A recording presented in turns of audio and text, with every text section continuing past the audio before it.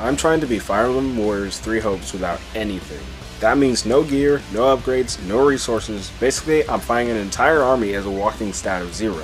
The only thing I can use are fundamentals, strategy, and whatever is given to me in game. By the end, I'll have to have 0 items of any kind in my inventory, besides weapons. In addition, I'll have to have at least 1 million gold saved up. This may be one of the hardest challenges I've ever attempted. Let's go. Setting up the journey, I'm choosing the Blue Lion route for reasons that will be crucial later on. The actual challenge starts at Chapter 4, Deliverance in the Valley of Torment. For this mission, I have to help the Archbishop Rhea reach the evacuation point. Before I head into battle, I can choose strategies.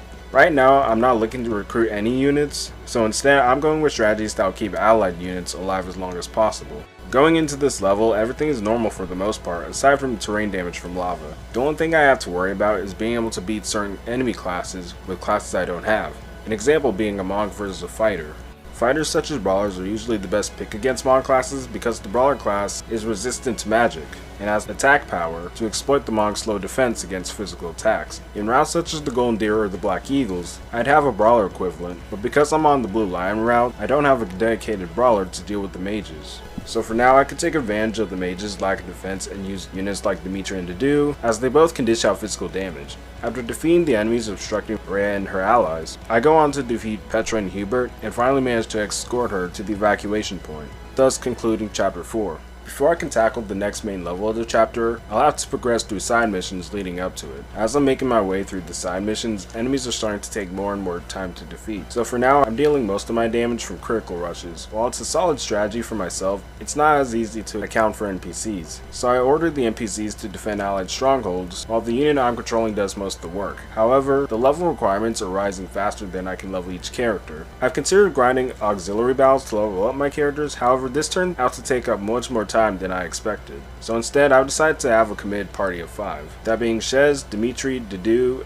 Ash, and Annette. This team can cover pretty much any classes I might encounter for now. After completing as many side missions as I could, I'm able to play through the final level of Chapter 5. The main objective for this one is to defeat Lonato. As for strategies going into this, I'll be using Resonant Ward, as well as assigning healers and boosting allied stronghold defenses. At one point, I'm faced with the task of defeating the Ashen Demon. The Ashen Demon isn't able to be staggered like regular enemies, so I'm using most of my in-game resources, such as combat arts, to deal as much damage as I can. However, I'd be able to avoid a fight for the most part if I could beat Joe and the rest of his mercenaries. Once I defeat Joe and his mercenaries, I'm allowed to progress and defeat Lonato to end the level. Going into the next chapter with my team of 5, leveling seems to be more efficient as I go through each mission. In fact, this seems so efficient that I didn't really care whether or not I got hit, as long as I didn't get one shot. For Chapter 6, I had to defeat both the Ashen Demon and the Death Knight. I assume Group Ice is a strategy for the Death Knight, so I go with that. To make dealing damage easier, I'm going with Stronghold Sabotage, which will drain the enemy Stronghold Captain's health, and Anti-Sword Training, which grants allied stronghold captains the Sword Breaker ability. While fighting the Death Knight, I almost lost the dude by being reckless with my attacks. But with the Group Ice strategy, Ice will occasionally freeze the enemy in place, allowing me to eventually defeat the Death Knight. When pinned against the Ashen Demon, I made a note to play a bit more cautious and conserve resources if I could. Using Dimitri, I managed to defeat the Ashen Demon for now. However, after beating Chapter 6, I lost Dimitri and Dedu. This meant that I was short of both a Lance and an Axe user. At this point, I could take on new characters and spend time balancing them, or move on with a shortened team. Ultimately, I decided to just replace the two I lost and not worry about leveling them as much as the other units. I replaced Dimitri with Sethith, and in Dedu's place I'd use Ash. Sethith is a Cavalier, allowing me to use an extended Lance moveset, and his weapon not only does pretty good damage, but is extremely effective against mountain classes. As for Ash, he uses a different weapon, but because the fire class is diverse, he has the exact same class advantage as Dedu. Despite the level disadvantage, the new units are surprisingly effective in the side missions. At this point I have at least 197,000 gold. It's here that I've come across a fork in the map. I could go this direction and get an S rank reward, or I could go with this level that disables effective attacks but rewards me with 3,600 gold. With this in mind, I decided to take both paths and use this to level my units. Now we have Chapter 7, The King Awakens. The goal is to rescue Dedu and Dimitri, as well as any civilians I have to. For strategies, I picked to repair the drawbridge because I knew it would be a big time saver later on in the level, as well as Stronghold Sabotage and assigning healers. Going in, enemies were taking at least a minute to beat.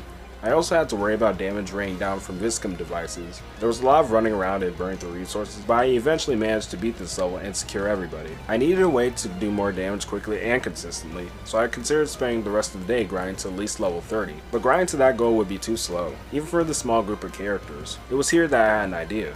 In 3 hopes, you can have every unit deployed either protect or attack a single target all at once. In theory, as long as my units are at a high enough level, I can have them jump a single enemy. With this in mind, I went to the first side mission, which happened to be a mission about defending a target. In execution, this idea was actually pretty efficient. In Chapter 8, any single enemy pretty much melts going against all my units. This also seemed to be a good leveling strategy to some extent. However, once I made my way to the main level of Chapter 9, I found out my strategy isn't as effective as I thought it'd be.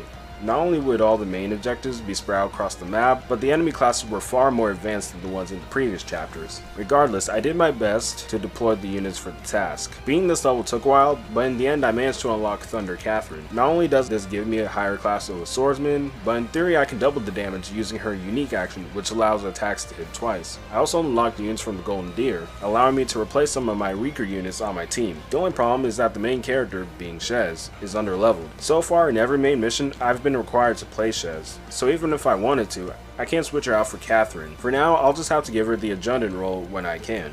For the 10th chapter, the goal is to rescue a citizen, so for strategies, I want to be able to keep the citizens alive as long as possible. I also want to persuade Baltus. Once I save the citizens, I can't let Mycen retreat. Finishing this level, I can unlock Baltus. I did this because Baltus not only gives me a full moveset of the brawler, but his unique action causes enemies who have been launched by his attacks to drop gold. With this, it's easier to get to 1 million gold just by playing the game. At this point, I've unlocked battle suggestions. This would require me to pick an effect that would last a whole chapter. For this chapter, I could either acquire materials to upgrade something or allow cooking with no ingredients. I went with cooking because this technically wouldn't use any resources for this chapter. Up next is chapter 12, where I could recruit the Ashen Demon if I wanted to. However, this would give me at least 2 more chapters to play through, so I decided to just go through the main story normally. Hence why I'm skipping 12 and I'm at chapter 13. For this mission, I have to drive back the Imperial Army. At the beginning it says Duke Ire and Edelgard, but in the end you actually fight Casper and Cal Burgleys. Once I do that, I can unlock the Death Knight class, which would give me the full moveset of a mounted lance user. After this mission, I finally have 1 million gold, and all I have to do now is beat the game. Which brings me to the final chapter, the end of Tragedy.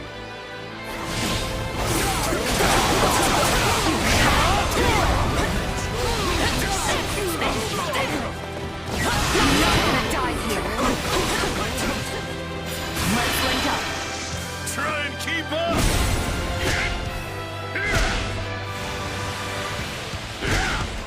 We'll do it together! I got you now!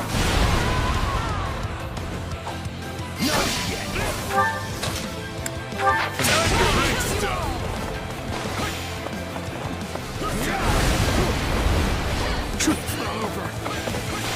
Careful! Are you ready?